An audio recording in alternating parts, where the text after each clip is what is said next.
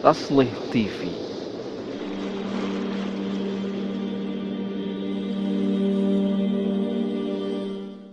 Bismillahirrahmanirrahim. Assalamualaikum warahmatullahi wabarakatuh. Waalaikumsalam warahmatullahi wabarakatuh. Sahabat-sahabat Tasli yang dirahmati Allah. Bismillahirrahmanirrahim. Alhamdulillahirabbil alamin wa bihi nasta'in wa ala umuri dunya waddin. Wassalatu wassalamu ala asrofil anbiya'i wal mursalin wa ala alihi washabihi ajmain. Allahumma sholli ala sayyidina Muhammad wa ala sayyidina Muhammad. Masya Allah, tabarakallah, sore ini kita kehadiran tamu istimewa kita. Beliau adalah pakar pasar saham dan dunia-dunia investasi. Beliau sudah melalang buana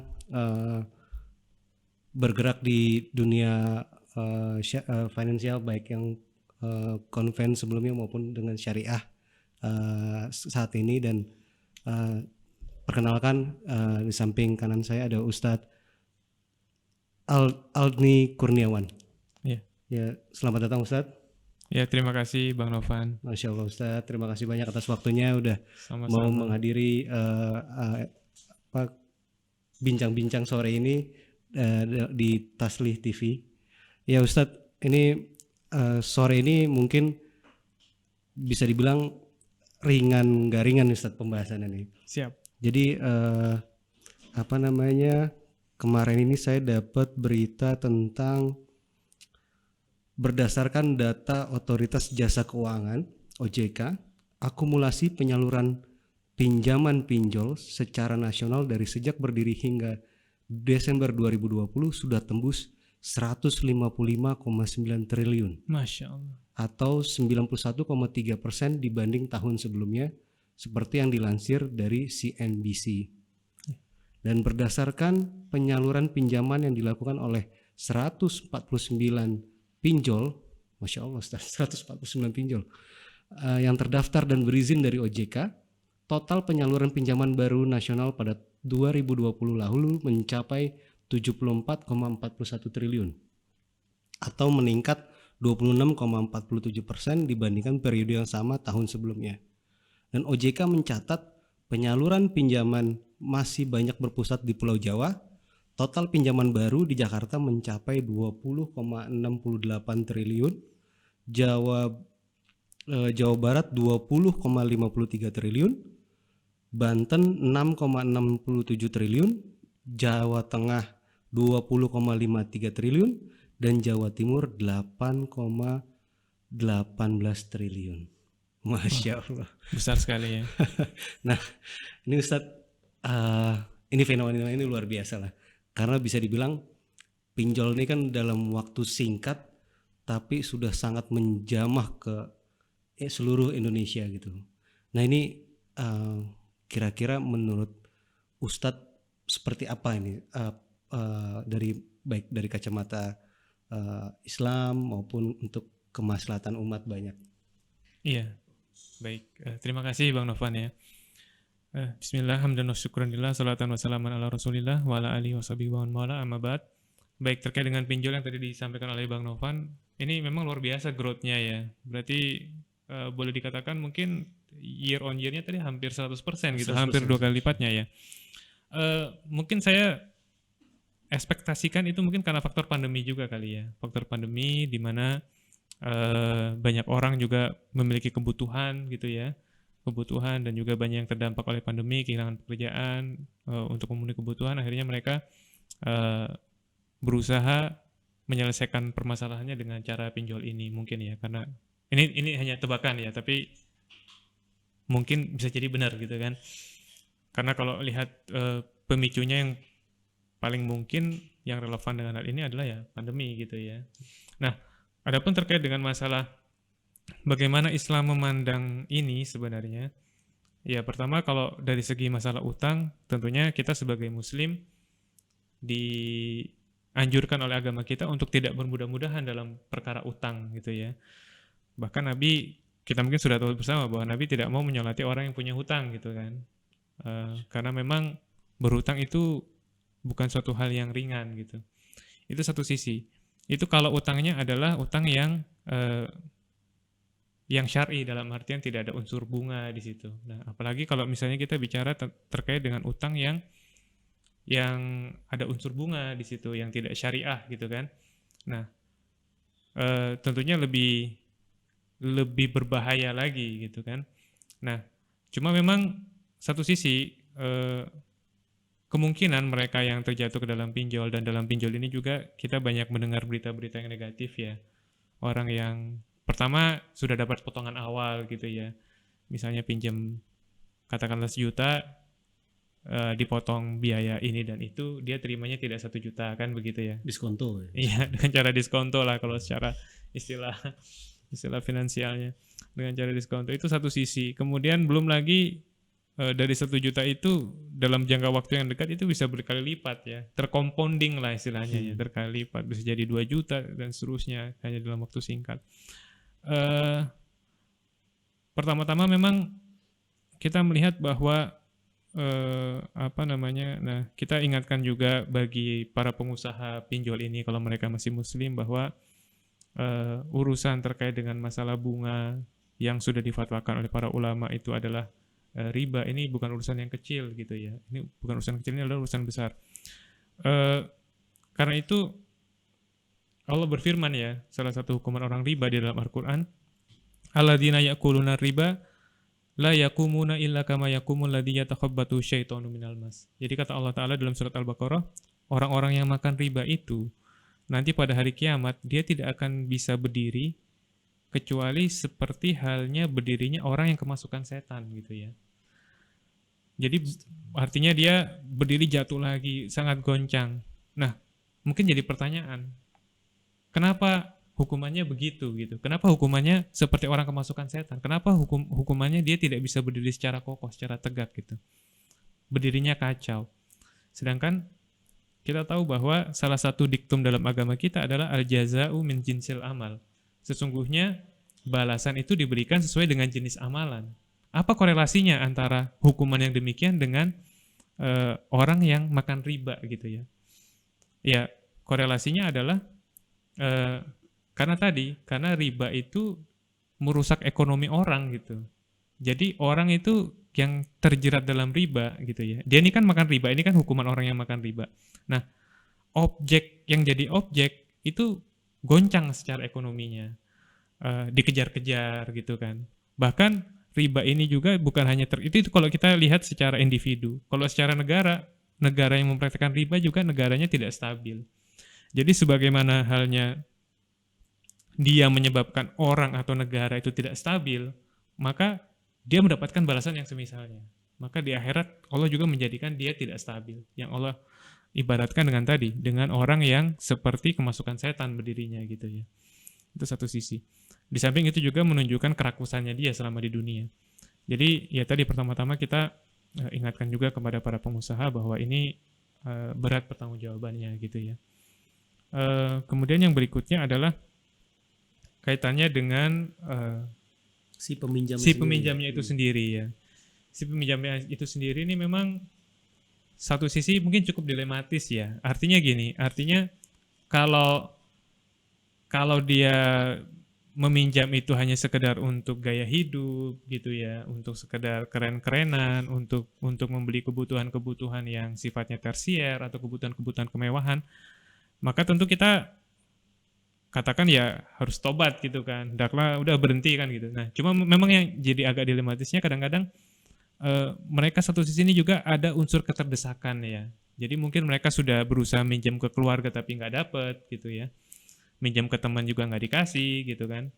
Jadi bisa jadi dari kalangan yang ini juga mungkin banyak jumlahnya. Nah ini juga kan mereka perlu solusi gitu ya. Ini bukan pembenaran ya, sekali lagi, tapi ini seharusnya menjadi concern kita bersama sebagai sama muslim gitu kan. Pertama kalau saya mungkin tidak akan merujuk kepada hukum darurat, karena hukum darurat itu beda dengan hukum normal ya. Kalau hukum normal sudah pasti kita tahu bersama ya bahwa terkait dengan transaksi riba itu yang makan riba itu haram, yang memberi makan dalam artian yang minjem duit itu juga haram juga kan. Yang dilaknat itu bukan cuma akilahu tapi mukilahu juga. Jadi orang yang makan riba, yang minjemin duit kena laknat, tapi yang minjem itu juga, yang minjemin duit kena laknat, tapi yang orang yang minjem itu juga, yang meminjamkan dan yang meminjami ya. Yang meminjam dan yang meminjamkan. Ya kira-kira begitu ya. Jadi orang jam krisis iya. Bentar lagi buka puasa Ustaz. Siap. Jam krisis. Jadi yang meminjamkan maupun yang meminjamkan dan yang meminjam itu kan sama-sama kena laknat. Yang meminjamkan gitu. Dan dipinjamkan. Iya, itu lebih gampang ya gitu ya, benar. Me dan di. Iya. Rupanya Bang Novan ini luar biasa bahasa Indonesianya ya. Jadi mengubah kalimat pasif dan aktif. Tapi intinya gitulah. Intinya kalau secara hukum normal kita tahu bahwa itu sebagaimana halnya yang meminjamkan itu juga terjatuh ke dalam keharaman, maka yang meminjam juga terjatuh kepada keharaman. Itu hukum normal. Cuma agak sulitnya ketika kita bicara tentang masalah hukum darurat. Artinya bisa jadi di sana ada orang-orang yang memang dia mungkin tidak punya pilihan lain gitu ya untuk bisa makan, untuk bisa untuk memenuhi kebutuhan primer dalam hidupnya lah, ibaratnya seperti itu. Nah, ini mungkin bisa jadi intinya hukum darurat itu kan beda ya. Hukum darurat beda dengan hukum normal. Bahkan dalam situasi yang benar-benar darurat, orang pun boleh kan gitu ya. Misalnya kita tahu hukum normalnya makan bipang gitu ya. Makan babi panggang itu haram bagi seorang muslim kan gitu ya. Tapi kalau kita dalam kondisi terdesak, misalnya di hutan tidak ada makanan lain kecuali babi, ya itu menjadi boleh untuk dimakan, sebatas untuk memenuhi situasi daruratnya itu saja. Sebagaimana kaidah fikih kan ad-daruratu tuqaddaru biqadariha. Sesungguhnya kondisi darurat itu hanya diperkenankan sebatas daruratnya itu, tidak boleh lebih. Jadi kalau misalnya kita contohkan analogikan dengan babi ya, dia hanya pada saat itu aja, nggak boleh disimpan, nggak boleh berlebih, hanya sekedar makan untuk bertahan hidup gitu ya. Nah, kalau kita balikan lagi, ya mungkin aja di kalangan penjual ini ada orang-orang yang kondisinya mungkin seperti itu gitu. Jadi dia tidak punya pilihan lain, sudah coba sana sini, tidak ketemunya ini gitu ya. Jadi ya mau gimana lagi gitu. Nah, yang seperti ini mungkin perlu menjadi concern kita bersama. Nah, salah satu solusinya adalah mungkin kita menguatkan ukhuwah Islamiyah gitu ya. Bahwa kita tahu bahwa di sana ada banyak fadilah sedekah, bahkan memberi hutang pun ada fadilahnya gitu ya. Memberi hutang pun termasuk sedekah juga sebenarnya gitu ya. Sedekah tuh tidak hanya harus dalam bentuk kehilangan uang, memberikan utangan itu juga sebenarnya bagian dari sedekah juga kan, sebagaimana kata Nabi. Nah ini yang mungkin perlu kita perkuat. Jadi ini juga menjadi solusi. Jadi kita nggak hanya melarang, tapi kita bisa bisa memberikan solusi bagi yang kondisinya memang seperti ini. Nah, dengan memperkuat ukhuwah, kita juga mungkin bisa membangun network. Jadi kita bisa tahu mana yang memang minjem karena faktor kebutuhan, sama memang yang minjem hanya sekedar faktor keinginan gitu ya. Nah kalau yang faktor keinginan ini kan ya nggak apa-apa nggak dibantu gitu kan, karena mungkin hanya terkait dengan lifestyle dan segala macam. Tapi kalau yang memang benar-benar butuh ya, sebagai seorang muslim tentunya sangat dianjurkan untuk membantu mereka ini. Kira-kira mungkin begitu Bang Novan. Sebentar. Ya Ustaz, Masya Allah banget penjelasannya Ustaz. Nah Ustaz, kan memang kalau kita bicara hukum itu kan jelas lah Ustaz, ya ini riba segala macam gitu kan. Tapi saya kebetulan ada di dalam salah satu grup untuk bagaimana caranya bisa terlepas dari riba gitu. Dan ternyata Masya Allah banget yang masuk itu adalah rata-rata mereka adalah nasabah pinjol gitu. Dan memang sepertinya boro-boro mereka mikirin masalah hukum ini riba, nggak boleh segala macam gitu. Karena memang tadi seperti Ustadz bilang, mereka nggak punya jalan keluar yang lain gitu. Sedangkan secara masif pinjol itu luar biasa marketingnya, mulai dari WhatsApp grup, WhatsApp direct, SMS segala macam gitu, yang pada akhirnya membuat orang dimudahkan secara proses ya gitu. Nah, akhirnya menjadi solusi buat mereka. Dan yang saya lihat karena mereka itu dibebani dengan bunga yang luar biasa, sehingga bulan berikutnya mereka nggak bisa bayar, mereka pinjam lagi dari pinjol yang lain. Jadi gali lubang tutup lubang, gali lubang tutup lubang gitu. Nah, dan ini membuat mereka akhirnya jadi stres sendiri gitu. Sedangkan boro-boro mau mikirin bangun usaha yang lain untuk membayar utangnya gitu. Dikejar-kejar debt collectornya aja udah pusingnya luar biasa gitu kalau saya lihat dari story-storynya mereka. Nah itu gimana ya Ustadz kalau kayak gitu solusinya? Karena ya sebenarnya kalau dari sisi kemanusiaan benar-benar kasihan sekali gitu. Iya. Ya, sedangkan kita mau nasihatin mereka ya nggak boleh karena sesungguhnya nih riba, ini nggak dilarang sama ini. Sedangkan perut mereka aja lapar, perut istri anaknya juga lapar gitu. Nah itu gimana Ustaz? Iya, ini wallahu alam ya mungkin tadi ya balik lagi ini memang perlu perlu memperkuat tadi ukhuwah Islamiyah sama kita bagaimana membangun network.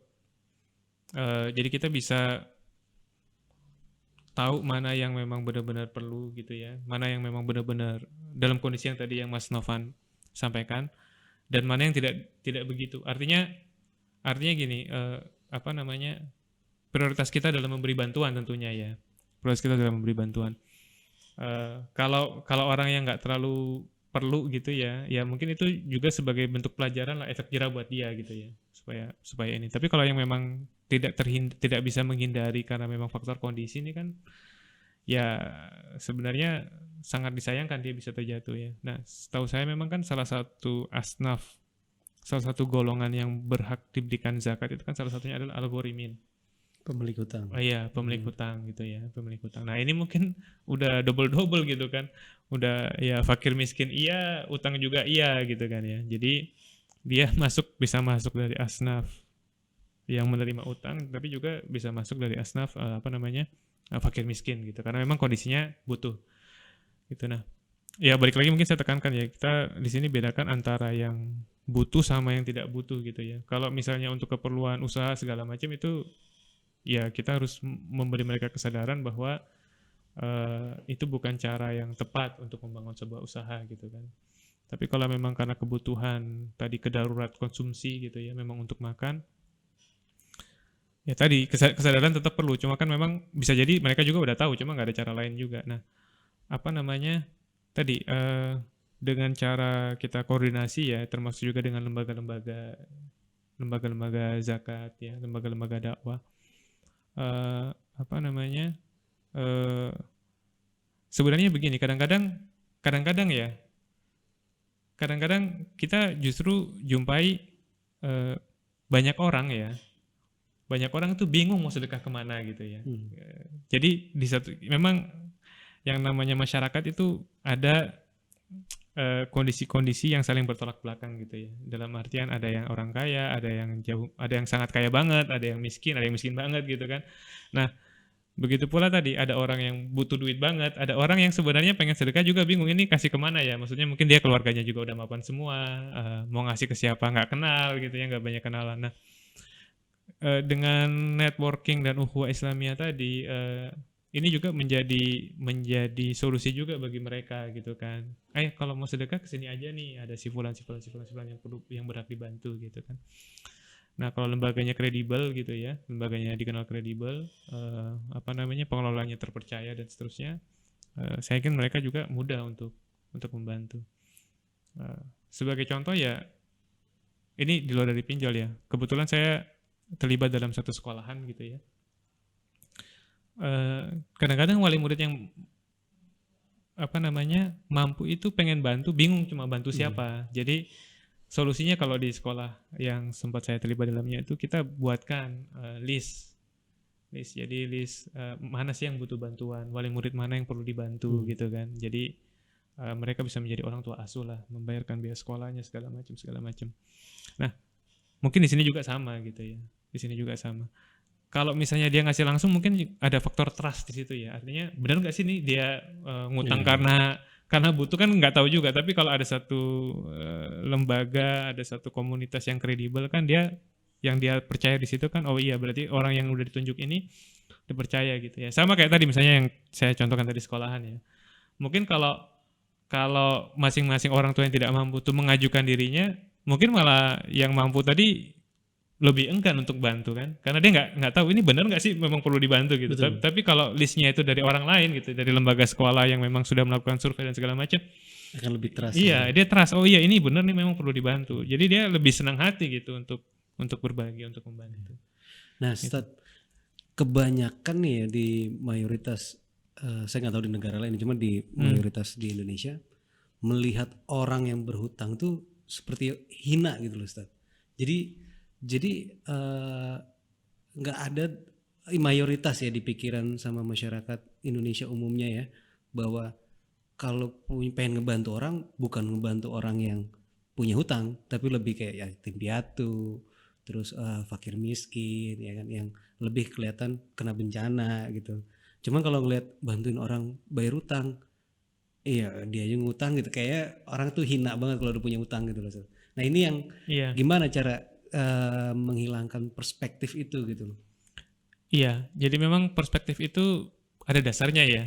Ya, kalau memang kita lihat media sosial itu juga kita mungkin akan menemukan meme-meme apa namanya, meme-meme yang intinya tuh nagih utang kok susah banget gitu. Artinya begitu ada orang datang mau utang baik banget gitu kan. Jadi kan salah satu meme-nya tuh misalnya begitu dia lagi mau ngutang, meme-nya kucing gitu kan, begitu ditagih berubah jadi singa gitu kan ya. Jadi intinya begini, ini juga memang efek bahwa di sana memang ada perilaku yang tidak tepat, yang tersorot gitu kan dari orang-orang yang berhutang gitu, sehingga menimbulkan stigma seperti ini. Yaitu itu tadi, jadi banyak juga orang yang berhutang ya sekedar pengen utang, karena gini juga ya, terus terang ya, saya juga pernah mengalami gitu. Bahkan tadi yang saya bilang tadi di sekolah yang saya terlibat di dalamnya itu ada juga beberapa wali murid yang ngutang ke sekolah gitu kan. Tapi di sosial media postingannya lagi jalan-jalan kemana, lagi ini kemana. Padahal SPP belum bayar gitu kan. Ini kan kadang-kadang aduh gitu. Jadi Lebih ke adab ya Ustaz. iya, jadi artinya memang stigma itu tidak muncul dari ruang hampa. Apa namanya? Itu memang ada perilaku-perilaku seperti itu gitu ya. Bahkan terus terang saya sendiri untuk orang-orang yang tidak saya kenal baik, saya hanya mau mengutangi sekedar saya rela uang itu hilang sampai segitu. Bahkan itu berlaku untuk saya sendiri.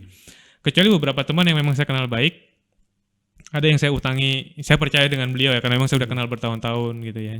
Nggak apa-apa lah kalau fulan. Tapi kalau orang-orang yang baru kenal itu kadang-kadang.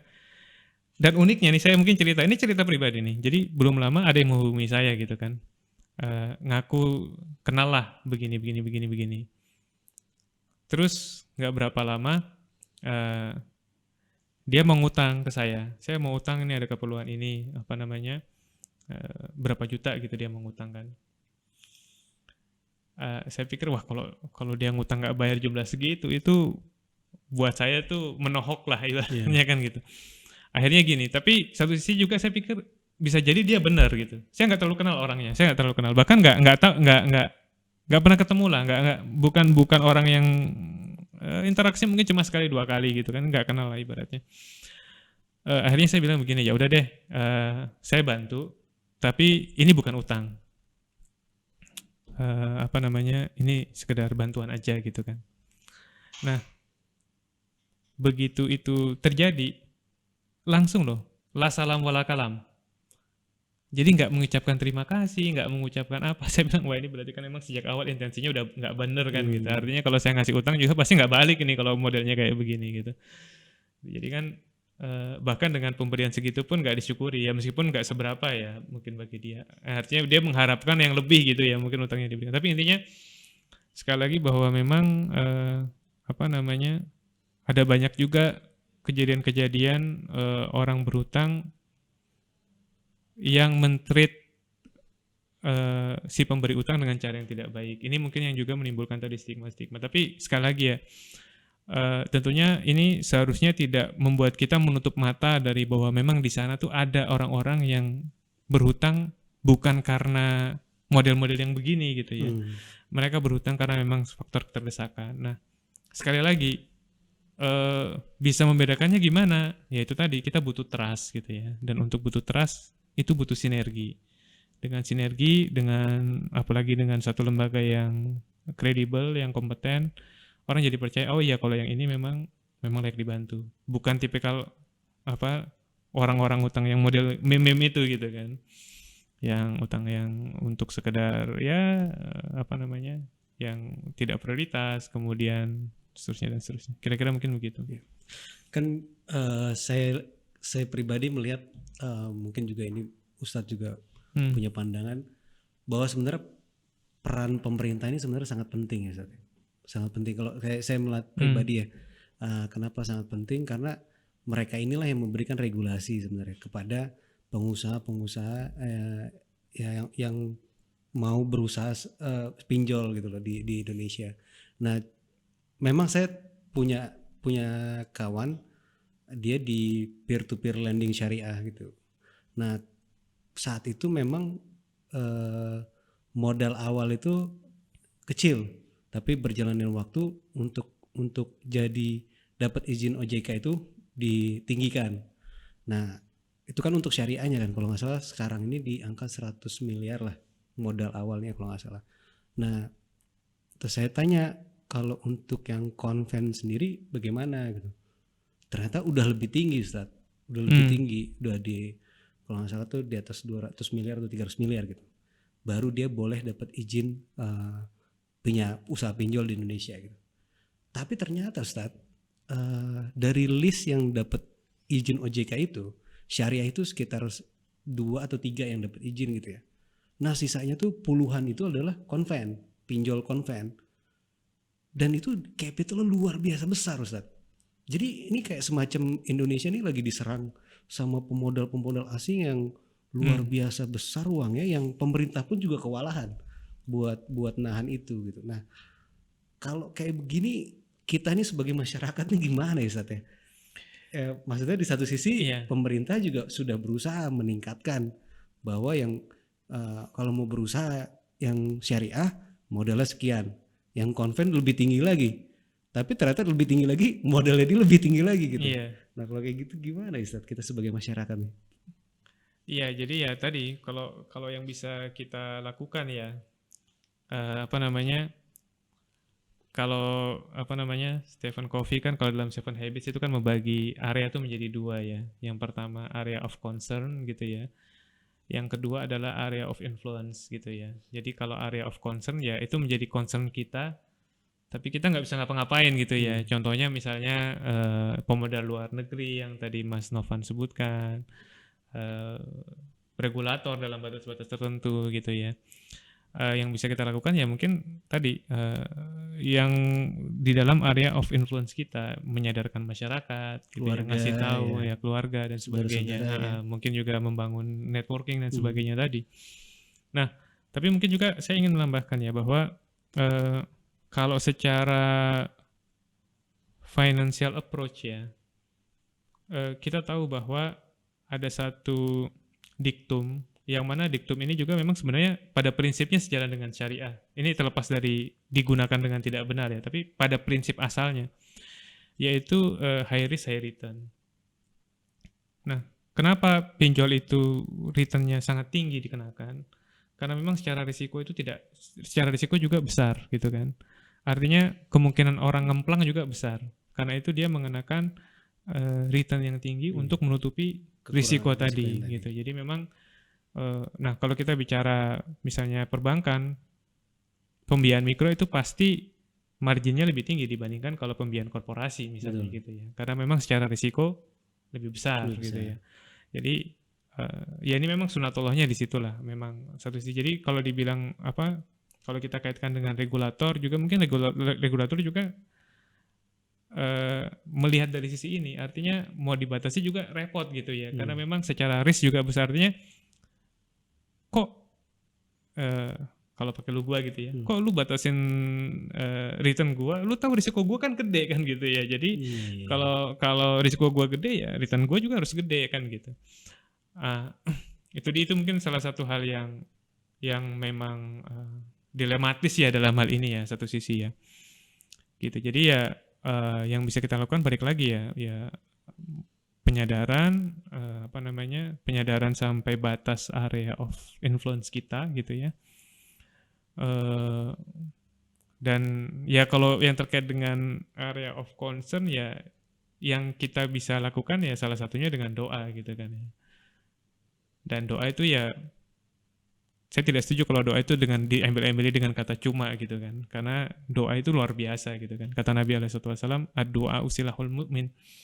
Doa itu adalah senjatanya orang mukmin. Artinya ya senjata yang luar biasa bagi seorang mukmin gitu kan. Artinya doa itu memiliki efek yang sangat besar gitu kan. Yang meskipun dia tidak terlihat gitu ya efeknya. Kira-kira seperti itu mungkin ya. Nah, tapi kan kita bicara doa nih Ustadz ya. Bicara doa. Tapi doa itu banyak yang tertolak juga nih Ustadz. Karena kenapa? riba itu tadi. Karena makanan kita nggak Iya. halal, salah satunya Iya. riba itu juga. Iya. Nah itu gimana tuh? Jadi kayak serba dilema gitu. Iya, iya. saya terus terang pernah ditanya masalah ini ya. Saya pernah ditanya masalah ini. Jadi ada satu kenalan lah boleh dibilang begitu ya. Satu kenalan dia masih bertransaksi dengan, dia ada di lembaga yang membungakan uang segala macam lah ibaratnya gitu ya. Tapi dia pengen sekali tobat gitu ya. Pengen sekali tobat. Cuma belum ketemu caranya, artinya udah apply sana sini nggak keterima gitu ya. Mau usaha juga gagal, masih belum berhasil dan seterusnya. Maksudnya usaha sambil rencananya kan kalau usahanya berhasil mau dilepas gitu. Nah, saya bilang ya sambil antum berusaha banyak doa gitu kan. Terus dia jawabnya kayak antum tadi bilang tadi. Tapi kan doa yang orang makan riba nggak dikabulkan. Saya bilang ya terus gimana? artinya ya Allah Maha mengetahui isi hati lah ya. Ya secara betul, secara normatif itu betul hadisnya. Nggak mungkin kita tolak bahwa doa orang yang makan haram itu secara konsepnya ditolak gitu ya. Allah tidak menerima doanya gitu. Tapi kan kita nggak mungkin berdoa kepada selain Allah, malah jatuhnya kesyirikan gitu ya. Jadi artinya ya Allah satu sisi kita tahu bahwa Allah itu memang maha pedih siksanya gitu ya. Tapi jangan lupa bahwa Allah juga Ar-Rahman Ar-Rahim gitu ya. Allah maha pengasih, maha penyayang gitu. Dan juga bahwasanya Allah sudah menetapkan bahwa sabaqat rahmati ghadabi gitu kan, bahwasanya rahmatku itu mengalahkan murkaku gitu. Jadi intinya Allah tahulah antum tuh seperti apa gitu ya. Allah tahulah kalau misalnya antum sudah berusaha dengan sungguh-sungguh, dengan berusaha secara keras, Allah tahulah gitu kan. Mana yang minjem karena gaya hidup atau iya, betul, betul. Jadi maksudnya ya tadi artinya ya meskipun hadis itu menyebutkan bahwa doa itu tidak diterima, bukan berarti lantas kita nggak berdoa gitu kan. Karena itu dua hal. Kan Nabi juga nggak melarang. Udah kalau gitu nggak usah berdoa aja, kan nggak begitu juga. Itu merupakan tahdiran ya atau peringatan keras supaya orang nggak jatuh ke dalam hal yang haram tadi gitu kan. Hadis itu kan maksudnya ke situ. Bukan berarti ya udah antum nggak usah berdoa, bukan begitu. Jadi arah hadis itu kan bukan melarang orang untuk berdoa, bukan, tapi melarang orang untuk jangan sampai terjatuh ke dalam memakan makanan yang haram. Karena efeknya doa bisa ditolak gitu kan. Itu kira-kira. Satu lagi Ustaz. Iya. Saya mau bahas tentang, saya baru selesai baca buku nih dari sahabat saya tentang Khalifah Umar bin Abdul Aziz. Oh iya. Nah, beliau saat kepemimpinan hanya 2,5 tahun, ya kan? Beliau berhasil membuat sangat berkah sekali wilayah khalifahan itu makmur sampai orang yang datang bawa harta ingin menyedekahkan hartanya kecewa karena nggak ada yang menerima amal jariahnya gitu. Nah, saya baca itu salah satu yang pertama kali dibereskan sama beliau adalah membayarkan hutang-hutang orang-orang yang punya hutang, warganya dia yang punya hutang. Masya Allah. Dan salah satunya itu adalah dengan cara memperbanyak Baitul Mal. Nah, gimana pandangan Ustaz tentang Baitul Mal? Dan kalau saya lihat kan di Indonesia tuh yang terkenal justru malah BMT kan, Baitul Mal dan Taknim ya. Tamwil. Baitul Mal Tamwil. Cuman memang yang BMT ini kebanyakan malah jadi bermasalah gitu. Nah, yang harus diangkat kan sebenarnya kan Baitul Malnya sendiri kan. itu yang sebenarnya bisa Iya. bagus untuk masyarakat. Itu gimana Ustaz? Pendapat Ustaz? Iya, jadi kalau Umar bin Abdul Aziz itu luar biasa ya. Pertama, ini juga menunjukkan bahwa memang relasi antara rakyat dengan pemimpin itu adalah relasi timbal balik gitu. Jadi artinya apa? Artinya kondisi pemimpin itu mempengaruhi rakyat, tapi kondisi rakyat juga dipengaruhi oleh pemimpin gitu kan. Makanya ada dalam riwayat, contohnya Umar Abdul Aziz ini, bagaimana seorang pemimpin yang soleh itu bisa membentuk masyarakat yang soleh dan juga penuh berkah di dalamnya kan begitu kan. Betul. Tapi juga ada kalau kita kembangkan sedikit, ada juga atar lainnya dari Ali bin Abi Thalib kan waktu itu ketika beliau dikritik, kenapa kok zaman beliau tuh ada chaos segala macam? Kan beliau jawab karena kenapa kok pada zaman Abu Bakar dan Umar itu semuanya lebih tertata, lebih adem ayem, sedangkan pada zaman sahabat Ali bin Abi Thalib radhiyallahu taalaan itu terjadi chaos dan segala macam. Kan kata Ali bin Abi Thalib, karena pada zamannya Abu Bakar rakyatnya kayak saya gitu kan. Iya, pemimpinnya Abu Bakar, rakyatnya kayak saya. Sedangkan pada zaman saya rakyatnya kayak kamu gitu. Jadi intinya relasi antara rakyat dan penguasa ini adalah relasi timbal balik gitu ya. Memang Umar bin Abdul Aziz luar biasa, bahkan kalau disebutkan dalam Ibnu Qayyim dalam bukunya ya, di antaranya ada dawa itu, bahkan kata beliau sampai-sampai bulir tanaman ya, bulir biji-bijian pada zaman Umar bin Abdul Aziz itu lebih besar dibandingkan zaman sebelumnya. Saking berkahnya pemerintahan beliau. Jadi tumbuhan pun sampai lebih gede gitu dibandingkan itu. Jadi bagaimana pemimpin yang soleh memunculkan masyarakat yang soleh yang menimbulkan keberkahan gitu ya, yang Allah turunkan berkah dari langit dan bumi gitu kan buat masyarakat tersebut. Nah, balik lagi ke masalah Baitul Mal ya. Memang kalau Baitul Mal kita kaitkan dengan BMT memang agak beda gitu ya. Iya. Kalau BMT yang ada sekarang ini konsepnya lebih ke arah konsep koperasi, konsep Pinjam bisnis meminjam gitu ya. ya. Konsep bisnis lah istilahnya. Kalau BMT kan lebih ke arah pendekatannya adalah koperasi syariah sebenarnya. BMT ya identiknya kira-kira sama dengan apa namanya koperasi syariah. Jadi lembaga bisnis. Sedangkan kalau Baitul Mal di zaman beliau itu kan bukan seperti itulah. Memang lembaga yang dibentuk untuk mengumpulkan dana yang didapat juga macam-macam ya, sumbernya dari Zakat, ya infak, dari sedekah. zakat, infak, sedekah, kemudian juga dari apa namanya ghanimah gitu ya, dari jizyah segala macam. Baru kemudian dikumpulkan dibagi untuk keperluan masyarakat. Jadi kalau kita lihat ya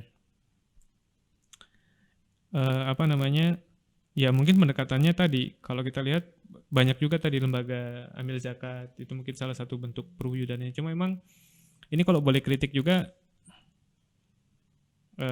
ada hal ironik lagi nih dalam lembaga-lembaga seperti ini, yaitu saya sempat baca di berita bahwa ternyata harusnya kan kalau lembaga itu kan idealnya adalah lebih banyak penyalurannya ke orang gitu ya. Memang benar posisi amil itu dia berhak menerima zakat gitu ya. Tapi idealnya itu kan posisi amil itu tidak terlalu besar, yang besar adalah porsi yang disalurkan kepada Sewajarnya ya. kepada orang lain gitu. Nah,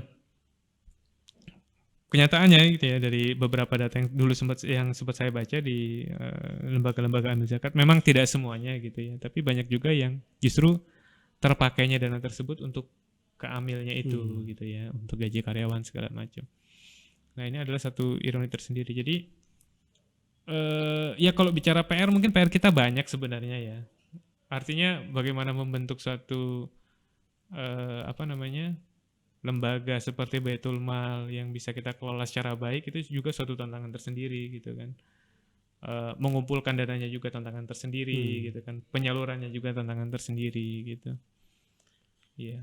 Yang saya lihat ini dari ada sangat lumayan jauh pergeseran Ustadz ya, dalam arti kalau yang saya baca tuh memang kalau di zamannya Umar bin Abdul Aziz tuh Baitul Mal tuh muncul dari masjid ya, dari masjid menjadi Baitul Mal itu menjadi suatu solusi yang datang dari masjid untuk masyarakat gitu.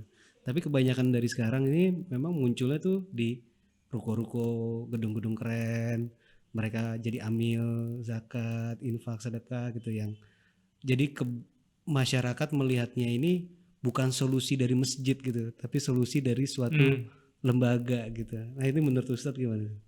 Iya, yang pertama kalau setahu saya Baitul Mal itu tentu saja dikelola oleh negara ya, kalau zaman dulu ya. Setahu saya seperti itu. Nah, mungkin apa namanya, itu juga tidak menafikan peran masjid, karena ya Rasulullah zaman dulu juga mengatur pemerintahan dari masjid Masjid, juga gitu ya. Jadi masjid itu juga tempat pengaturan masyarakat lah di dalamnya, bukan hanya sekedar untuk melaksanakan sholat juga, tapi di dalamnya tuh banyak hal ya, pengkaderan, termasuk juga tadi mengatur masyarakat segala macam ya. Apa namanya, ya saya sih setuju ya, apa namanya, ini memang kita harus melihat kondisi di lapangannya seperti apa. Kalau memang ternyata ada efek negatifnya seperti yang Mas Novan sampaikan tadi ya, bahwa kondisinya seperti itu. Nah, itu mungkin bisa kita usulkan kepada lembaga-lembaga yang bersangkutan gitu ya. Apa? Karena ya mungkin saja mereka pun punya kajian yang berbeda gitu. Artinya menurut mereka, kalau saya lihat mereka juga banyak menyasar berusaha untuk buka booth di mall-mall gitu ya. Karena memang perputaran ekonominya di situ gitu ya. Perputaran ekonominya di situ, dan itu ya kalau dibilang boleh ya boleh-boleh aja. Intinya gini, untuk urusan manajemen ini sebenarnya perkaranya luas. Ya kan ya. Kita tahu lah bahwa untuk urusan-urusan duniawi seperti ini, urusan-urusan yang teknis seperti ini, itu pertimbangannya adalah mana yang lebih maslahat gitu ya. Masjid bagus gitu kan, masjid juga merupakan tempat yang di dalamnya turun rahmat Allah gitu kan, dan segala macamnya. Tapi bukan berarti juga kalau di luar masjid terlarang kan begitu ya. Milih masjid atau tidak masjid itu lebih ke arah pertimbangan apa namanya, masalah taktik dan operasional, taktik ya. dan strategi aja gitu. Kalau memang dirasa ternyata impactnya kurang bagus gitu ya, ya itu apa namanya, bisa kita sampaikan untuk merubah strateginya, kira-kira seperti itu. Siap Ustadz, Masya Allah, tabarakallah, luar biasa sekali ilmunya sore hari ini. Jadi banyak dapat wawasan nih Ustadz. Alhamdulillah. Mungkin dari Ustadz ada closing statement? Iya, jadi kalau closing statementnya mungkin ringkas saja ya. Jadi memang kalau kita kaitkan lagi ke topik awal, yaitu pinjol tadi, saya kira pinjol ini dan juga efek yang ditimbulkannya ini merupakan satu hal yang perlu menjadi perhatian kita bersama gitu ya. Dan salah satu solusinya adalah dengan cara memperkuat sinergi dan ukhuwah Islamiyah di antara kita. Kira-kira seperti itu. Karena banyak sekali pinjol ini yang terkena dampak negatifnya itu adalah orang-orang yang memang terpaksa terpaksa untuk terlibat di dalamnya gitu. Jadi mereka bukan karena memang keinginan atau bukan untuk berfoya-foya gitu ya. Karena memang karena keterdesakan, tadi ada faktor kebutuhan yang luar biasa sehingga mereka menggunakan pinjol ini. Kira-kira seperti itu. Tadi bicara kolaborasi Ustadz, saya nambahin closing statementnya bahwa di zaman Umar bin Abdul Aziz itu Ustadz, beliau itu mensinergikan Ustadz pengusaha-pengusaha yang memang sudah sukses, yang kaya, lalu sama dia didata orang-orang yang susah Ustadz. Akhirnya oke, pengusaha A, zakat kamu untuk si A, B, C, D, E gitu Ustadz. Yang pengusaha B ini, jadi benar-benar rata Ustadz. Nggak ada lagi orang yang susah, nggak ada lagi orang yang punya utang. Bahkan ada fulan, dia memang punya utang, tapi kondisinya tuh dia punya kuda, punya rumah, punya ini, tapi masih punya utang. Terus kata pejabat negaranya, ya Khalifah, kenapa kita bayarin utangnya dia? Padahal dia sudah punya semuanya. Nggak apa-apa, itu adalah kewajiban kita untuk menyelesaikan utang-utang masyarakat kita gitu. Jadi benar-benar sama beliau itu, masyarakat tuh nggak boleh punya utang, nggak boleh susah, dan ada apa namanya, semua punya berpenghasilan lah itu. Masya Allah, tabarakallah. Iya, baik. Ya tadi ya mungkin salah satu bentuk sinerginya juga sinergi antar pengusaha. benar. Dengan Kalau tadi ya memang dibutuhkan orang-orang yang susah itu juga salah satunya adalah pemberdayaan. Ya. Pemberdayaan. Jadi kalau bisa memang kita tidak hanya memberikan ikannya, tapi juga memberikan kailnya gitu kan. Ya. Jadi biar mereka bisa mancing, bisa apa, kira-kira seperti itu. Ya, terima kasih banyak Ustadz Alni Kurniawan atas sama-sama informasi dan wawasannya. Jadi kita tambah luas lagi ya teman-teman. Mungkin untuk teman-teman yang belum terlibat pinjol mungkin sebaiknya berpikir ulang lagi Ustaz ya, untuk mau mencoba itu lebih baik kita tinggalkan, karena pertama dari sisi Islam sendiri pun tidak memperbolehkan kita riba ya kan. Kedua, Islam sendiri pun dalam hal pinjam berhutang itu sangat ketat ya Ustaz ya. Kalau memang bisa tidak berhutang, jangan berhutang. Terus juga kalau misalkan berusaha, lebih baik kita bersyirkah ya Ustaz ya. Lebih baik kita berpartneran ketimbang kita dapat modal dari pinjaman ya kan Ustaz ya. Jadi kalau bisa memang dihindari ini. Dan buat teman-teman yang sudah terlibat dalam pinjol, intinya Allah nggak akan tidur buat teman-teman yang benar-benar niat tulus ikhlas bertobat ya Ustaz ya. Insya Allah pasti akan ada jalan keluar yang terbaik buat teman-teman semua. Yang penting fokus bertobat dan tidak melakukannya lagi Ustaz ya. Iya, sama tadi mungkin seperti yang Mas Novan sampaikan tadi, sudah ada komunitas-komunitas yang coba mungkin bisa dihubungi gitu. Betul. Ya. Jadi biar bisa memperbanyak teman ya Ustaz ya, relasi dan mungkin objektifnya adalah bukan minta bantuan untuk dibayarin utang, tapi lebih memperbanyak networking.